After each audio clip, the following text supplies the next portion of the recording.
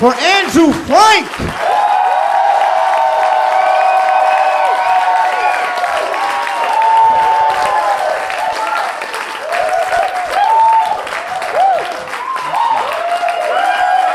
Thank you, everybody. Thank you. Thank you so much. Thank you so much. What an exciting time to be alive.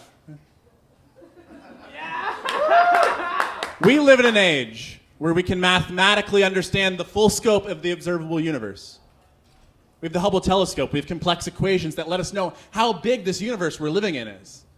But I don't know if the human mind can truly fathom the sheer magnitude of the cosmos.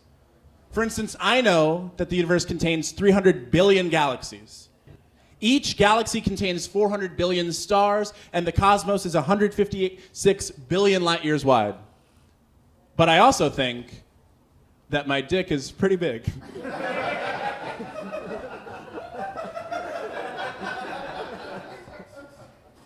Now, is it big relative to the size of the universe? I mean, it's pretty big. They're both big. It's a paradox. The universe had to be that big to fit my dick in it. That's why it's that big. And I know what you're thinking. How big is it? Well, in light years, that's right, I've converted my dick into light years. I think we all should. I think it really helps you put things in perspective. I'm happy to announce that my dick is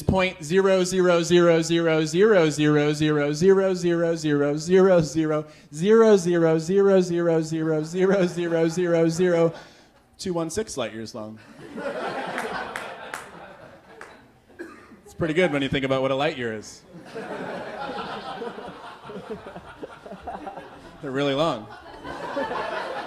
Like super long. That's a year traveling at the speed of light. That's 186,000 miles per second, so it's pretty big. And I know what you're thinking. How long would it take light to travel from one end of my dick to the other? Very common question. Every time you get on Tinder, girls are like, how long would it take light to travel from one end of your dick to the other? Always the first thing they ask. It's kind of shallow. Yes, right. Well, don't worry. I've done the math. It would take 0.9734 nanoseconds. There's a million nanoseconds in a second.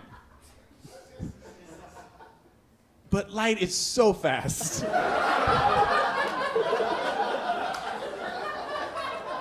There's nothing faster. We have not discovered one thing that's faster than light. It's really quick. You know when you walk in a room and you turn the light on and it's just there immediately?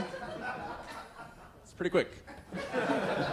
So even if it takes light just like, that's a massive dick. What a journey for light to be taking. I mean, that is a long time for light. So I know what you're thinking. What percentage of the universe is my dick? Well, don't worry, I've done the math.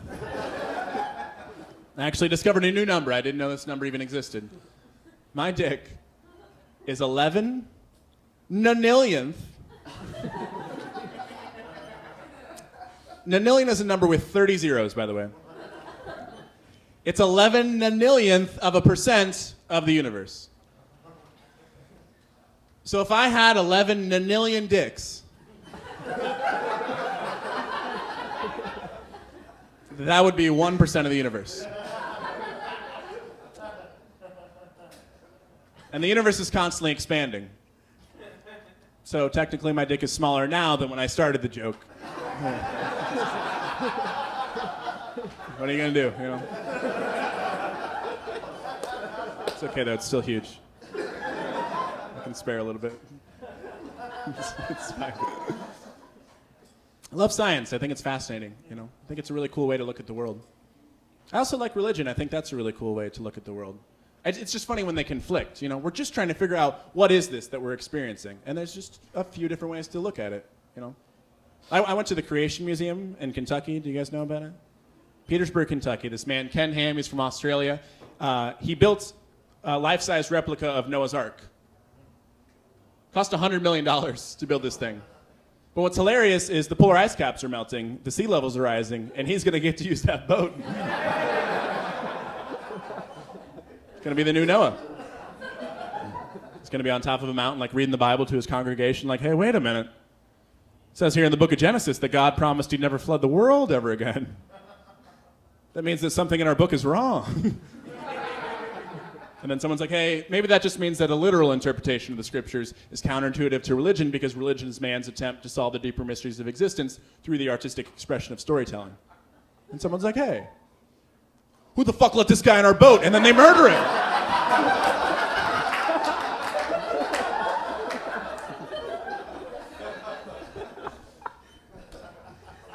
Kind of seems to be a trend in human history, you know? Whoever makes the most sense, we murder that person. It's a little tradition we have.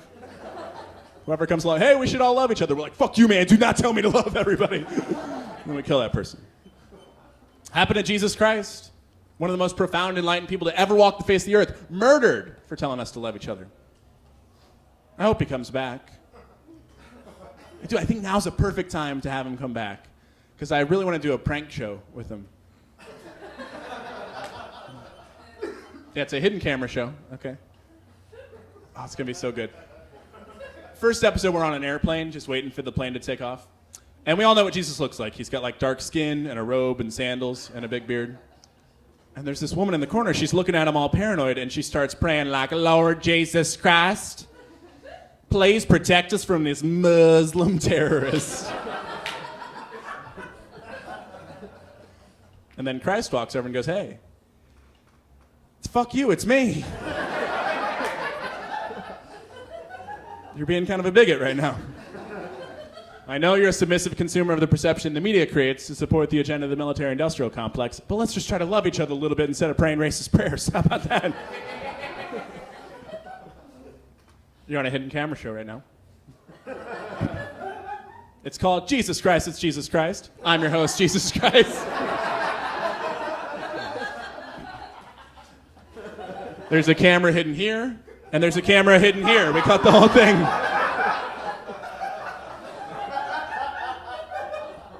Went out and bought a couple of GoPros. He put them in his holes.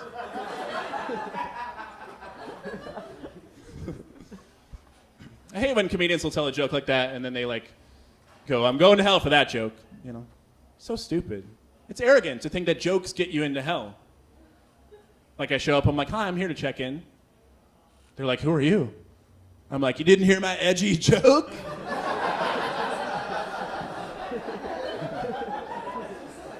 They're like, this isn't a real place. How'd you get down here?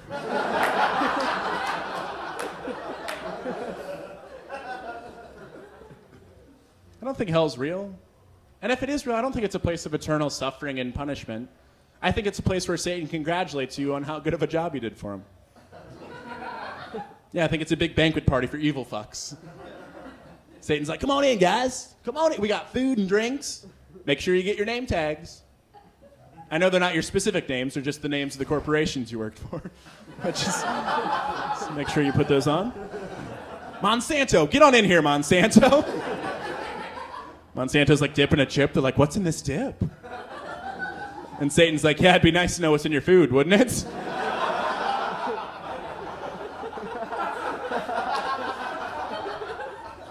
BP, get on in here. I did not. Come on in, BP. Have a drink. You're spilling it everywhere. Come on, BP. ISIS, come on in. Sit right next to Lockheed Martin. Sorry I mixed up your name tags, but you're basically the same company. So.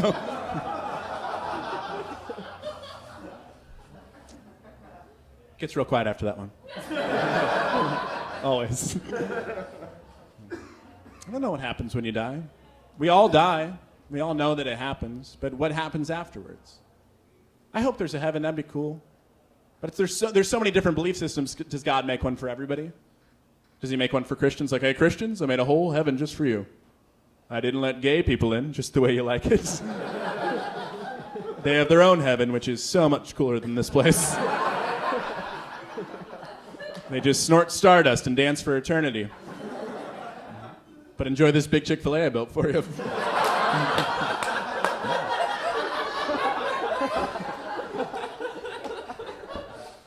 That's what Christian heaven is. It's just chicken and pickles for millions of years. They're like, honey mustard for eternity? Oh, it's heaven. I hope atheists get thrown in heaven. That'd be really cool. You know, God makes a whole elaborate reality for them. He's like, hey, atheists, made a whole place just for you guys. Just forget I was ever here. They're like, oh we will.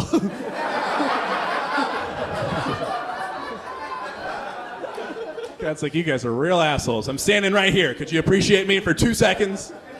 They're like, you're not real. God's like, how could you possibly know that? They're like, because we're smart. God's like, you're not that smart. You're just smart relative to the other life forms on the planet. But what do you really have to compete with? There are animals that literally stand in a field until you murder them. Congratulations, ruling the planet. They're like, but we've done awesome stuff. We built the Hubble telescope. We've been looking at space. We built the Large Hadron Collider. We've been smashing particles together. That's really smart. We figured out pentaquarks are the smallest pieces of matter. God's like, it gets way smaller than that. You guys don't know anything. It goes infinitely in and infinitely out, but you wouldn't know that because you haven't gone anywhere yet. You haven't left your rock yet. I had to make you out of an infinitely dense point of matter. I had to put the entire cosmos inside of you because I knew you wouldn't go anywhere, you lazy pieces of shit. That's atheist heaven. Just God arguing with atheists. Like, this is so cool. We get to argue forever? Oh, that's great. That's real cool. We love to argue. We love being real dickheads, so. Mormons get their own heaven. Did you know that? Mormons get their own place. It's called Utah. God's like, you can just have it. I'm not using it. Just take it. Have a state. Who cares? I hope Jehovah's Witnesses get their own heaven. You know, that'd be nice. It's just an infinite series of doors. And they knock on everyone like, hi, would you like to hear about our Lord and Savior? And behind every door, the person goes, yeah, I would. They're like, this is heaven. No one kicks us off their porch. This is the best. This is the best. There's some misconceptions about Muslim heaven. For instance, does anyone know how many virgins you get if you go to Muslim heaven? What does the Quran say? How many virgins? 72. That's what I thought. It's not true, though. It's wrong. It's not in the Quran. It's in a thing called the Hadith, which was written 400 years later that people who believe in Islam don't believe in. And we always quote it wrong. And we leave out the most important part, which is, do you know how tall the virgins are? 40 cubits tall. That's 90 feet.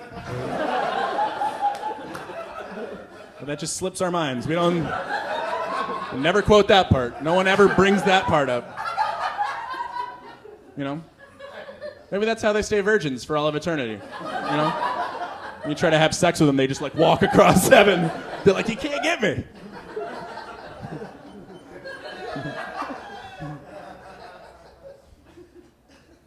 I do think Islam is really misunderstood here in the West. You know, you can just know that based on the way we speak about it. We don't even use the words right.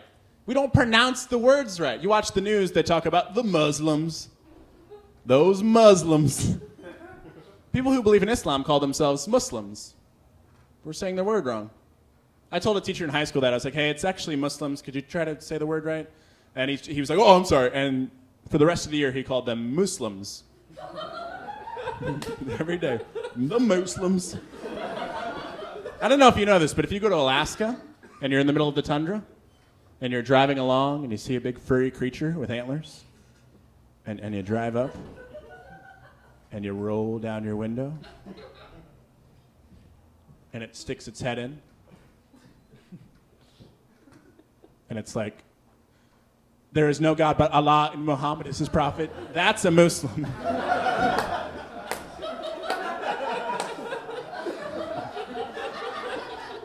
There's Muslims and Islamas. Those are the two animals.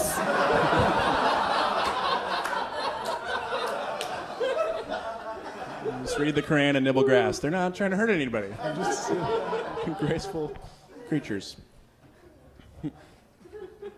I do love all the religions. I think they're very fascinating. I also think they've added so much to human life. I don't think we would have made it to this point if we didn't have them, you know? They've added so much to culture and art and community. Like here in St. Louis, we have a thing called the Cathedral Basilica. It's the largest mosaic of art in the world. Huge Catholic church, massive like mosaic. It's amazing. I went in there to look at it. I was wearing a St. Louis Cardinals hat, and the guy up front was like, "Hey, you're not allowed to wear that Cardinal hat in here." And I got pissed because it's like, that old dude on stage, he gets to wear his Cardinal hat in here all the time.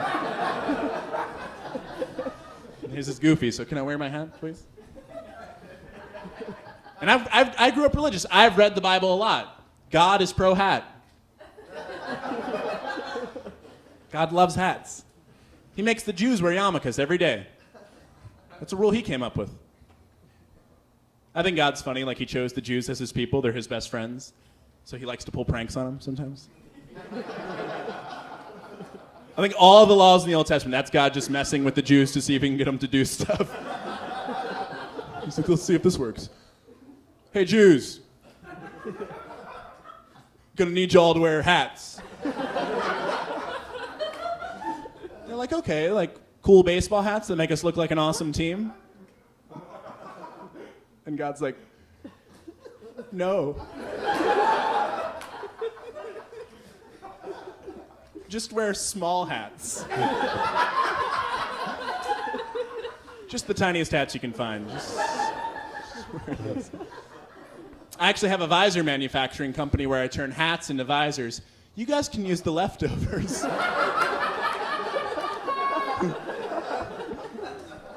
Just put those on your heads and walk around for the rest of your lives.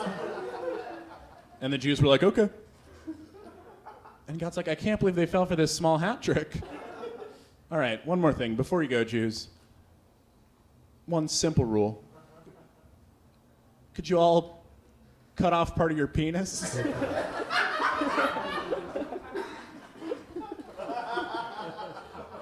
They're like, cut off part? That is so intense. Why are you asking us to do... God, you're asking a lot there. He's like, hey, we're all a part of the same team here, okay? And what better way to show that than for it to look like your penis is wearing a small hat.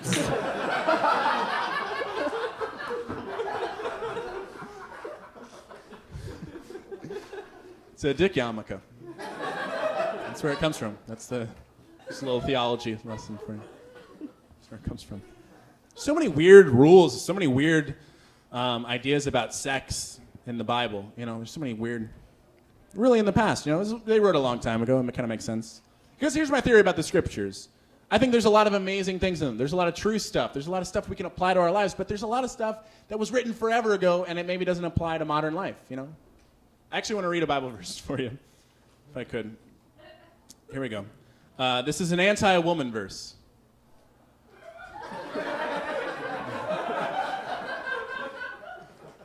Don't get mad at me. I'm reading directly from the Bible. Okay, so don't be like, hey, he was misogynistic. No, I'm reading from the scriptures.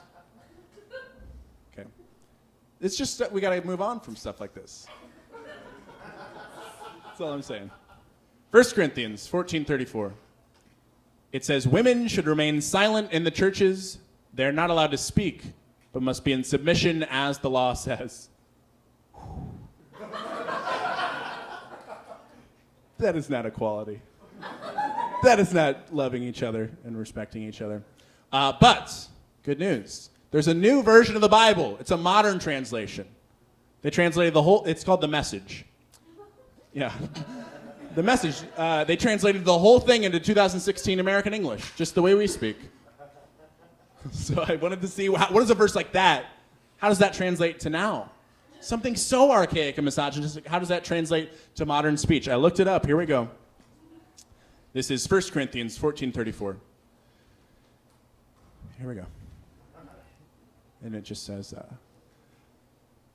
shut the fuck up, bitch!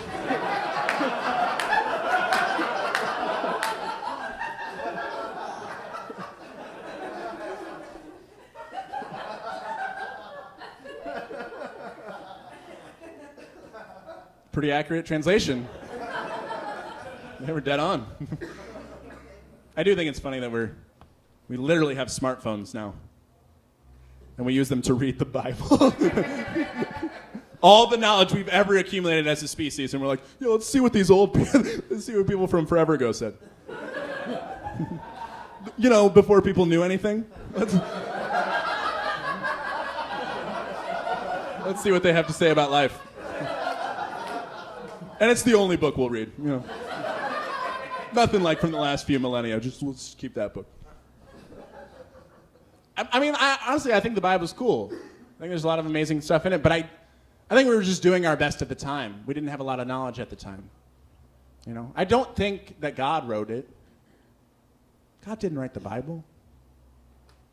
I know that for a fact, because God, it's not even the best book.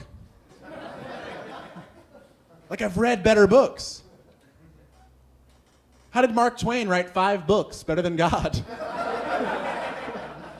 You shouldn't be able to do that. God's like, I can make shit, but I'm not the best with words. I can make a universe, but I'm not the best storyteller.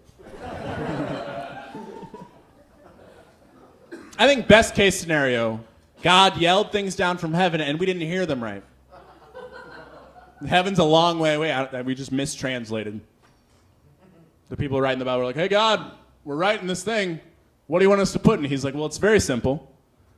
Just know that I've given you infinitely powerful minds, full of creativity and empathy, and that you should respect the rich tapestry of life in this glorious universe. They're like, okay. He said, stone all the gay people to death. God's like, is that what you heard?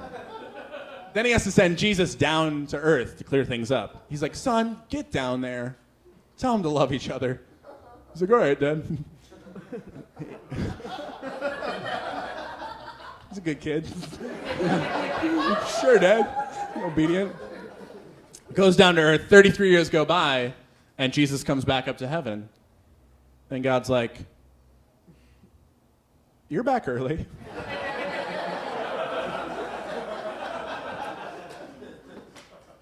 How was your trip? Are they nice? Are they nice down there? He's like, well, I said what you said to say, but they said that what you said to say was a lot different. So they murdered the shit out of me, Dad. They got me bad, Dad.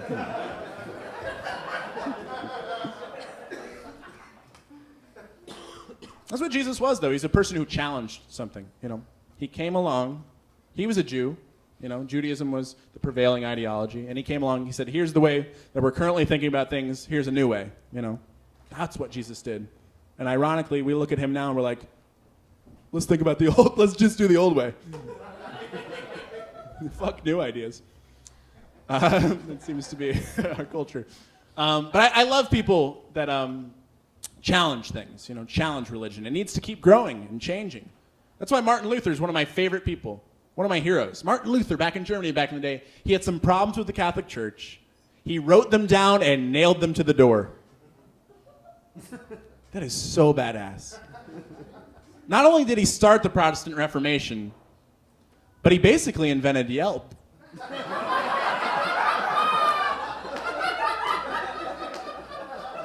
He was the first one to do that. Can you imagine if he wrote it like a Yelp review? Like, I was at the Catholic Church the other day, and I was so disappointed. They turned a philosophy of love and acceptance into an ideology of fear and exclusion, used for political domination and financial profit. 1 star. It's a good Yelp review. I do talk about religion a lot. It's because I was raised so much with it. It's like every day. My dad's a preacher. And I don't think what he and I do is that different. He writes sermons and he preaches, and I write jokes and I tell them to you. Same thing. The only difference is he doesn't have to deal with hecklers. But he should have to, right? That should just be a part of church. Like every Sunday, at least one person should stand up and be like, bullshit!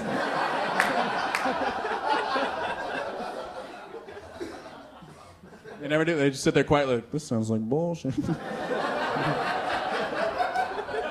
They never say anything. They just sit there. That's right. I mean, I went to a Christian school, 12 years of Christian school, you know. I think it's really important for people to go back and read the Bible. I know a lot of us are raised with the Bible, but I think as an adult, you got to go back and look at it because maybe you'll see some different things this time. That just happened to me recently. I was looking in the book of Genesis, and we all know that God created the world in 6 days, and he rested on the seventh day. But it never says that he woke up. I think that explains a lot. I think eventually God's going to wake up and be like, oh, shit. I overslept. Things are real bad down there. Oh, no. Everyone dies. I forgot to fix that part.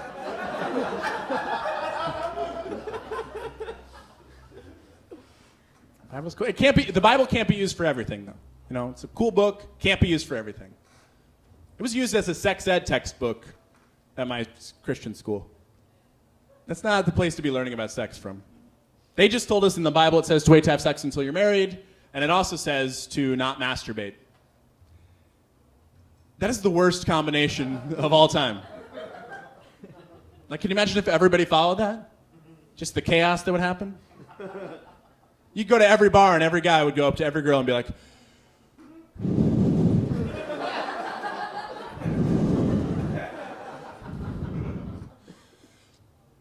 do you want to get married? I need to get married.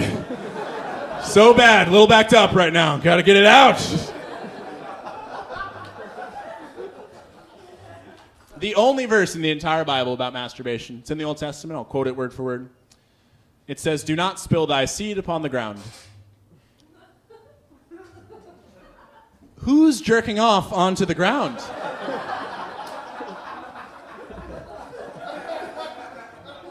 It's a very specific rule. Was that an issue?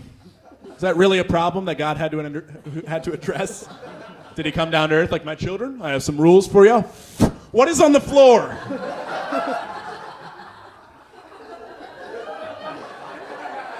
What have you guys been doing down here? It's everywhere. Every step I take. What have you been doing?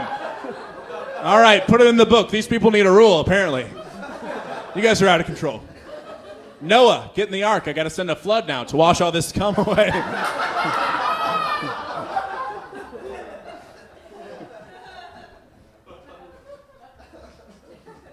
Old ideas about sex in that book. You know, I think it's held us back when looking at sex and gender. That book has held us back. I think that's like, because they weren't talking about things that we're talking about now. You know, I think the idea of someone identifying as another gender just recently started to be talked about. It just entered the public consciousness. They weren't writing about that in the Bible. They didn't know what it was. You know, they didn't know anything about sex at the time. You know, I think it confused a lot of old Christian men, the scriptural idea of gender. They're like, I need to know what you are. What are you?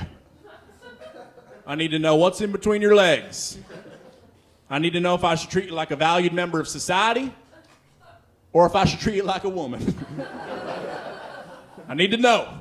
You may look like a man on the outside, but you're a woman on the inside. I might accidentally listen to what you say. You confused me. I almost paid you an equal wage. Old ideas about sex, you know. Homophobia is rampant, you know. I think people get so upset about the hypocrisy of homophobia, right? Like, it's a pretty common phenomenon. You'll see, like, a right-wing politician will be openly anti-gay, and then we find out that they're secretly having sex with gay prostitutes. Happens a lot. In fact, the RNC in Cleveland this year broke records for male escort inquiries on Craigslist. They broke the record. People get so mad when we find out about stuff like that. They're like, you said one thing and you're doing another thing. And it is reprehensible. It's awful. But it's also probably the hottest sex. The taboo of that, you know? Like building up an identity on a lie and then like sneaking around. That is hot. They're having better sex than we are because of the shame, you know? Like, I'm a heterosexual male. I have sex with women. But to make it better, what I need to do is openly hate straight people. Just walk around like try to pass legislation against it, you know? It's not natural. A man and a woman. And then I'm secretly fucking women. Oh, that would be hot. That would be so awesome. Like every time you see like a guy like Mike Pence, right? Behind a podium and he's like, business owners in Indiana reserve the right to refuse business to any gay customer. People think that that's bigotry, and it is. But it's also foreplay. It's very complicated foreplay. Sexual compulsion is overwhelming in humans, though. That need to procreate, it's deep, deep inside of us. And it's so hard to escape. It's overwhelming. If you're a guy, your body is constantly making semen. Every second of every day, new sperm cells are being made. And you gotta shoot it out of you. You have to. Even if you don't, it's gonna come out of you. Nocturnal emissions. Wet dreams. That is the dumbest thing your body can do. That's your balls thinking sperm cells are gonna sneak out of you at night and go be somebody. They're like, yeah, we'll wait till he's asleep. We'll just crawl out the window, try to go get in a neighbor or something. It's our only chance. Ejaculation outside of intercourse shouldn't even be possible. It shouldn't even work. Your body should know better. You should be jerking off and your body's like, we should probably wait till someone's actually here. This cannot end well for us. We're all gonna die. People keep making people, you know, keep reproducing. So many people have to stop having people. People have to stop making kids for a little bit. There's 7 billion people on the planet right now. By 2050, there will be 10 billion people. Stop having kids. And I know, like, I don't mean to sound too critical. If you already have children, raise them. I mean, if they're here, love them or whatever. You know, try to make them into good people.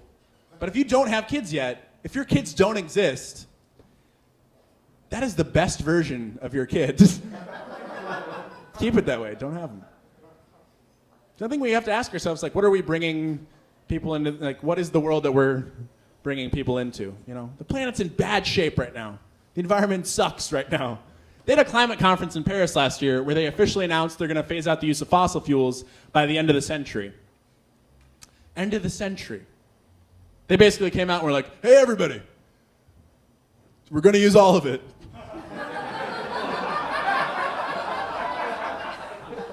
That's the plan we came up with. We're just going to use it all, make all the money, but once we're out of fossil fuels, we're done. We promise. That's where we draw the line. Once every drop is out of the ground, we promise we won't use it anymore. The audacity to deny our role in climate change is amazing to me. The US Senate voted this year to see if climate change was caused by humans. They voted on that. What? And they decided 51 to 49 that we haven't been doing anything. What are you going to tell the results to the sun?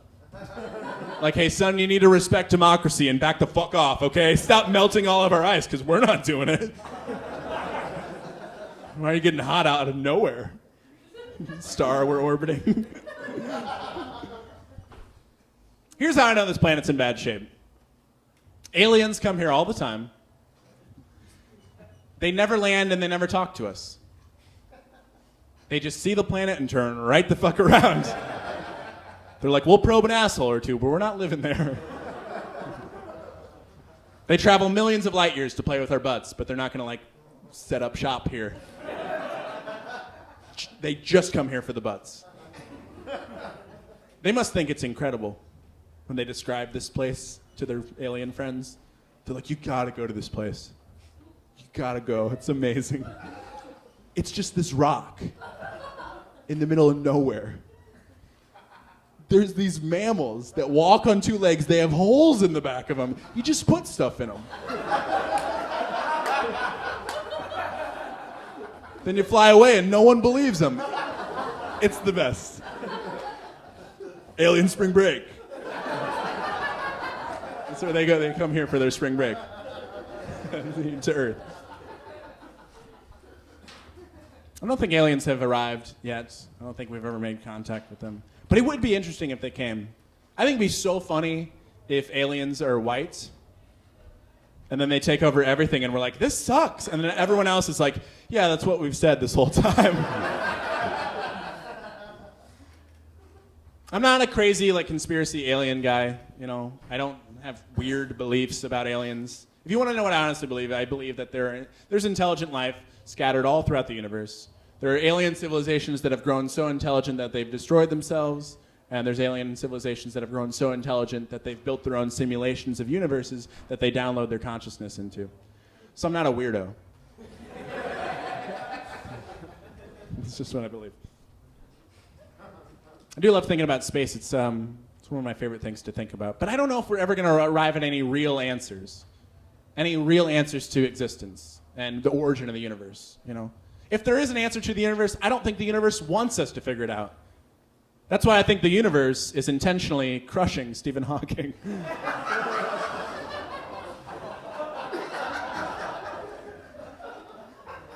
The universe knows that's the one guy who could figure it all out, and the universe panicked and was like, just put more gravity on him or something. Just anything to stop that motherfucker from solving the equation. I hope he wins. I'm rooting for him. But sometimes when we ask these questions and we dig really deep into answers, sometimes it's dangerous. Sometimes we find out stuff we didn't want to find out. Like if you look at it, the root behind almost everything in our society, it's almost always caused by money. It's so gross. Money starts everything. I hope that's not the case with the universe. I hope there's not a boardroom out there where someone's like, hey, got the best idea to make a shit ton of money. Let's make a universe. We'll have this explosion. We'll just wait a few billion years. These gases will form these rocks that orbit these stars, and then these life forms will evolve into these monkeys without self-control, and they'll buy everything. They're fucking idiots. They just work all day, get money and trade it, and we're gonna make all of it. It's amazing. You know the Fibonacci sequence? The spiral pattern you see reoccurring in almost all of nature? What if that's just the logo of the corporation that owns everything?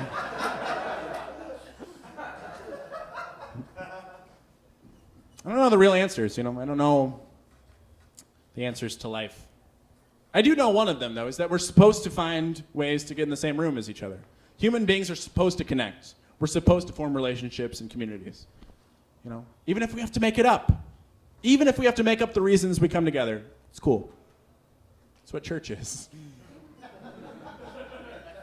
We made up a reason to get together. And church is awesome. People get together, they eat donuts, they sing songs to God. There's no way he likes that. Like he's God. Music for him is the vibrations of the cosmos. You know how bad dissonant harmonies of superstitious lyrics sung by 100 monkeys must sound? It's like, ugh. You know how awkward you feel when people sing you the happy birthday song?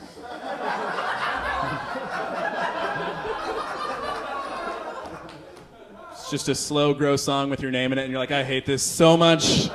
Stop looking at me. That's how God feels every Sunday. It's like, no wonder there's earthquakes and hurricanes. He's like, you need to shut the fuck up.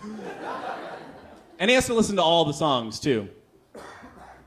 Because God doesn't have Pandora Plus. He can't skip to the next track. He has to listen to every single song.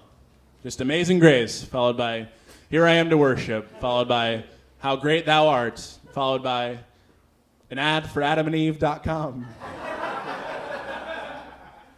And he falls for it every time. He's like, hey, I made those guys. I didn't know they have a website. Wonder what they're up to. He clicks on it like, oh, no. Oh, you leave the garden for 2 seconds, now you're the largest dildo proprietors in the world. What's wrong with you two? Humans are lonely, try to find ways to get together, We're very scared, too. Very scared species. Because things are hard. Life is hard. There's a lot of darkness to life. That's why I think we need comedians to tell jokes about things that aren't funny, I think everything exists on a spectrum, okay? So there's nothing that isn't funny. There are just there's concepts that are more not funny than they are funny, you know? Everything's like that. We don't need comedians to come up here and tell jokes about poop. It's already funny. The idea of what it is already funny. It's everything you eat and it shoots out of your butt. And then you send it away. We don't need a joke about it. It's already funny in our heads. We need jokes about like stuff like cancer, right? Cancer kills people we love. Cancer affects all of us. I don't have a joke about cancer. I'm just saying we need one. It'd just be really nice if we had one. You know, but it's hard. It's not funny. But we don't need jokes about stuff like dogs and sweaters. We don't need that joke. It's already funny. Think about what it is. We've domesticated our animals so much that we're putting our own clothes on them. And they already have fur, so they don't have to stay warm. We don't need that joke. But everything exists on a spectrum. So I'll admit there is a lot that's funny about a dog in a sweater. There's a lot that's funny about it. But there's a little bit that isn't. No one's talking about that. Like the reason the dog is wearing the sweater is because the dog has cancer.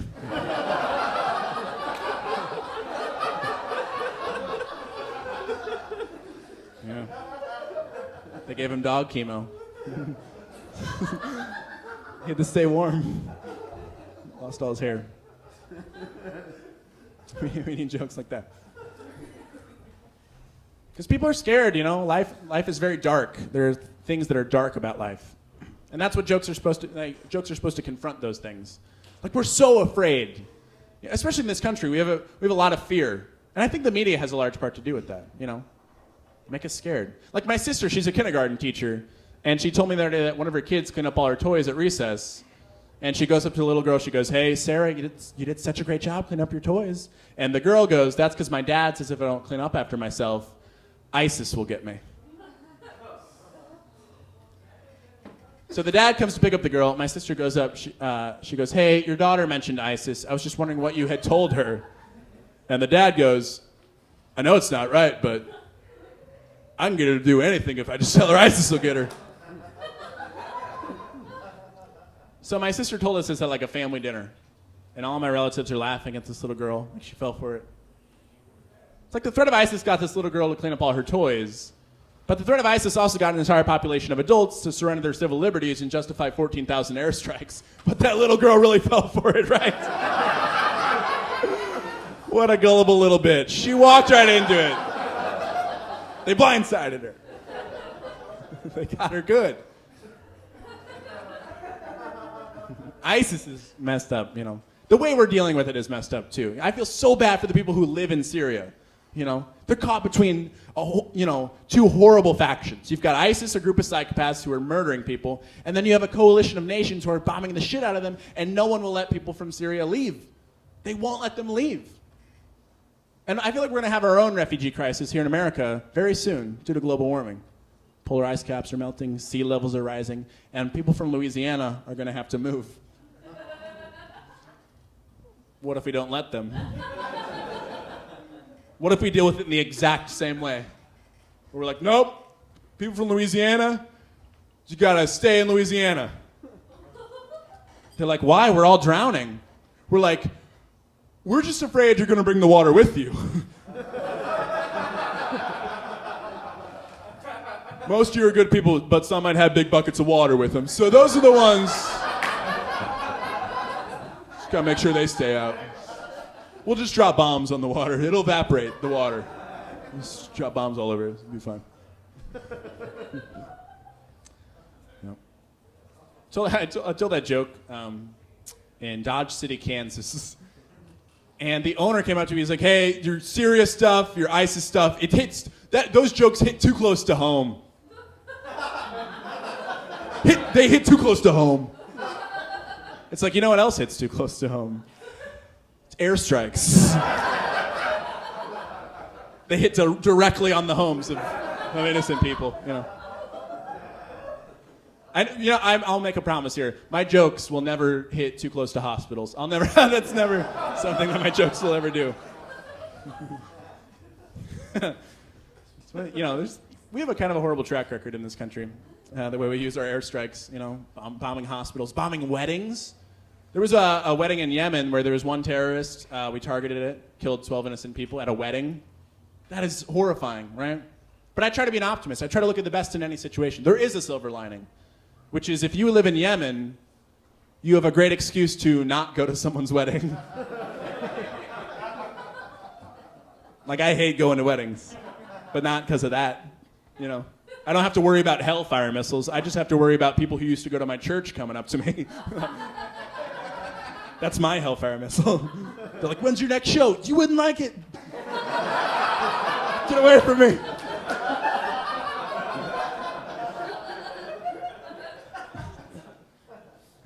Airstrikes. Drone strikes are the new way to do it. Drone strikes are, a nightmare.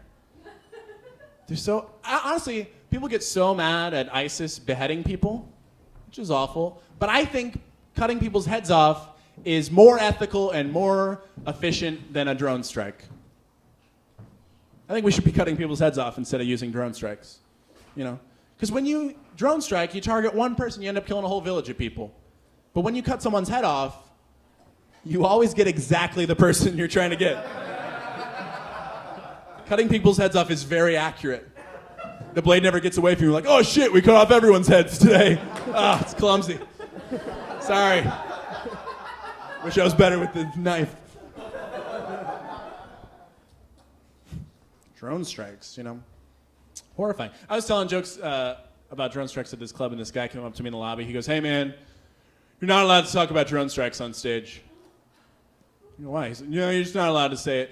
And I was like, why? I think they're causing genocide all over the planet. I'm trying to use my art to speak out against it. And he was like, oh, okay. That's all it took. Like, we're just told in our culture, don't talk about it, stop. But it's like, man, maybe we should be talking about it, Drone strikes specifically, how many people in here read the drone report when it came out in March? That's why things are the way they are. Partially, we got to read that shit. It was kind of amazing. Barack Obama, in an attempt to be transparent, came out and said how many people we've killed using drone strikes. And he said 64 to 112 innocent people have been killed using drone strikes since the drone campaign was invented. But they left out deaths in Syria, Iraq, and Afghanistan. Those are the places we've been killing everybody. I told that to my mom. She was like, why did they leave out the statistics? I was like, because it sounds bad if you come out, you're like, hey, we murdered a shit ton of people. Like thousands. Sorry. There's a lot of people out there who hate Obama, right? They're like, I hate Obama. They always sound like that. I've never heard anyone say it for the right reasons. I've never heard anyone be like, I hate Obama. You're like, why? They're like, well, he's waging a perpetual war that's lining the pockets of war profiteers. He's destabilizing a resource-rich region of the world to maintain the power balance. I'm like, I've never heard anyone put it that way. He's like, yeah, it's because he's a secret Muslim.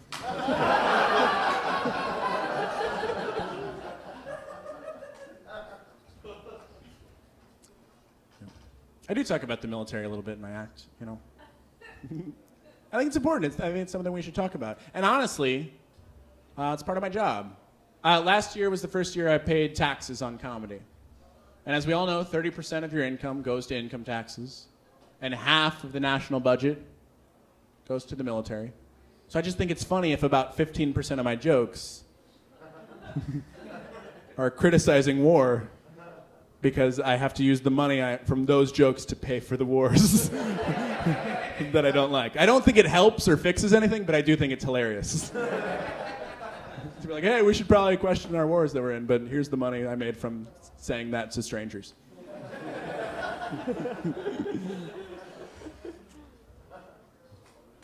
And we're not different than the other, we just have a bigger military than the other countries, We spend so much on it.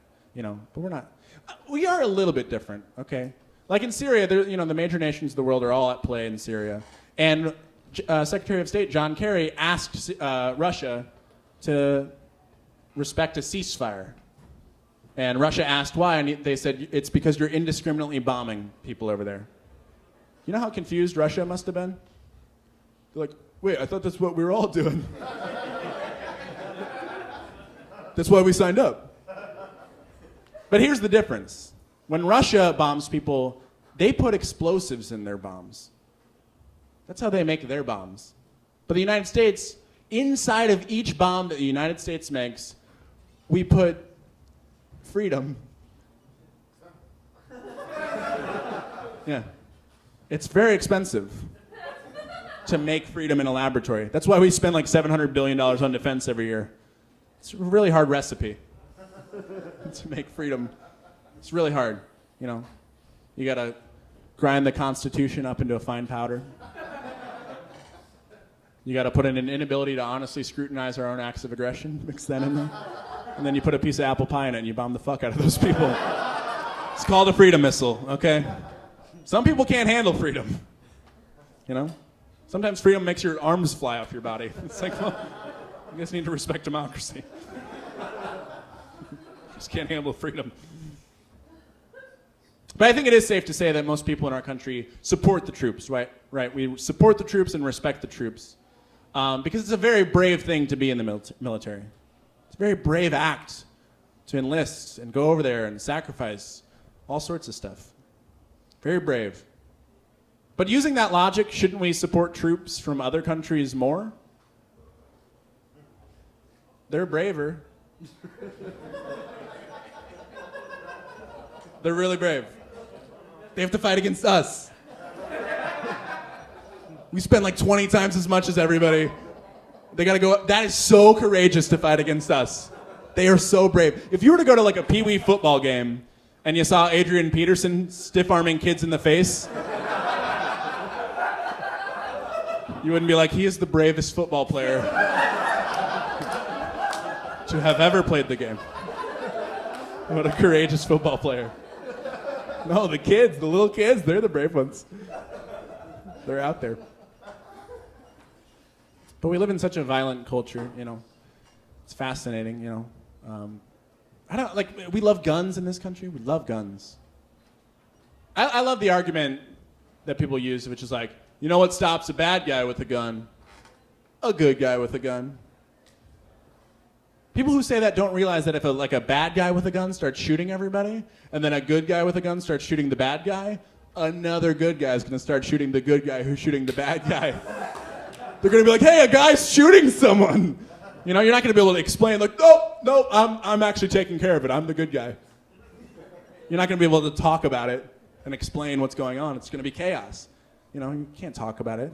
Because if we can't have a conversation about guns after a mass shooting, we're not going to have one during a mass shooting. It's not really the time for it. It doesn't really work. But when you look at, when you look at the news, when you look at our culture, it just feels so crazy that this is the world we're living in. Remember in high school when you read those books like 1984 or Brave New World? Remember those books? I feel like we're living in one of those now, or we're living in a poorly written one. Yeah, George Orwell and Aldous Huxley were geniuses. Where we're living in the dystopian novel of a creative writing student from a community college.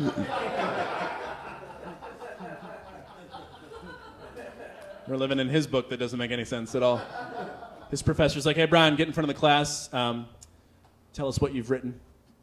Tell us your short story. He's like, all right. There's like an evil nation. But the people who live in the evil nation don't know that they're the evil nation. The teacher's like, that doesn't make any sense. How would they not know?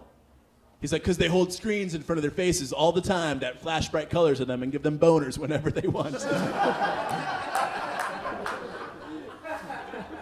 The evil nation builds these things that they drop on people, they explode, all these innocent people die. The teacher's like, that doesn't make any sense.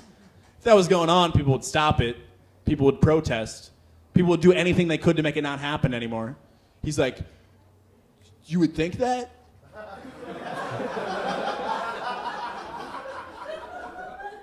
But they actually argue about other stuff. Like you're either born a man or a woman. But sometimes you're the other one. And then you change.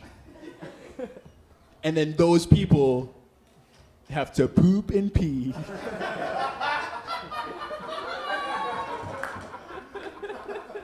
And everyone's like, don't come poop or pee by me.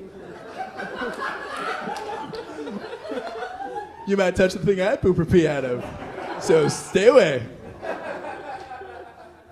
The teacher's like, that is a failing grade. That is not a society. That is not a way that anything could be. You know? But do you have hope for humanity? Do you think we're going to make it? You know? Do you think the species is going to go extinct in the near future? Anybody? That silence, I'm going to take as a yes. The apathy is what's murdering us. I think whatever we decide is what's going to happen. You know, I've been all over the country. I've been asking a lot of people this, like, do you think we're on the way out, humans? And they're like, yeah. I think whatever we decide is what's going to happen. It's like if we live like we're going to keep going and explore the universe, that's what's going to happen. It's a self-fulfilling prophecy. Like, remember in high school, remember senior year, all the kids that were like, fuck it, senior year. And then they didn't graduate. So it's going to happen to us as a species. You know? But even if we do go extinct, I think we have to pause and look at how cool of a story life on this planet has been. Life on this planet is only 3.5 billion years old, and look at all the amazing things that have happened. We started as a single-celled organism. Now we have the entire animal kingdom. All the culture, all the art, everyone you've ever loved started at that place. I drove by Hardee's the other day. They have a flaming hot Cheeto thick burger now. We started as a single-celled organism. Now we have a flaming hot Cheeto thick burger. How the fuck did that happen? What a leap. We went from a single-celled organism to a species that walks on 2 legs, invents the Cheeto, comes out with chemicals that make it flaming hot.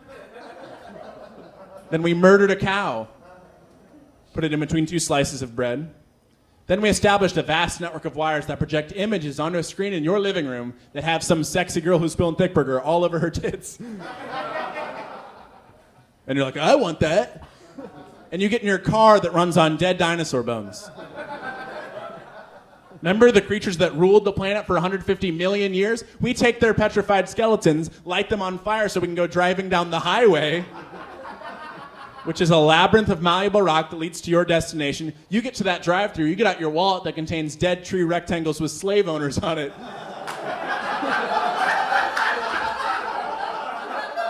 And you trade that for a flaming hot Cheeto thick burger, and it only took 3.5 billion years. And it's an amazing story. So even if we do go extinct, I think the whole process starts over again. Maybe another 3.5 billion years goes by, and another species gains evolved consciousness, becomes the dominant sentient life form on the planet. And then they fucking go extinct. They're not going to make it. But another 3.5 billion years goes by, and another life form comes along. And maybe they learn the lesson. Maybe they finally figure out how to live in harmony with each other and the planet, how to love each other and live in a cool, creative life. Build a functioning society. What if that happens? It'd be amazing. And then the sun will explode.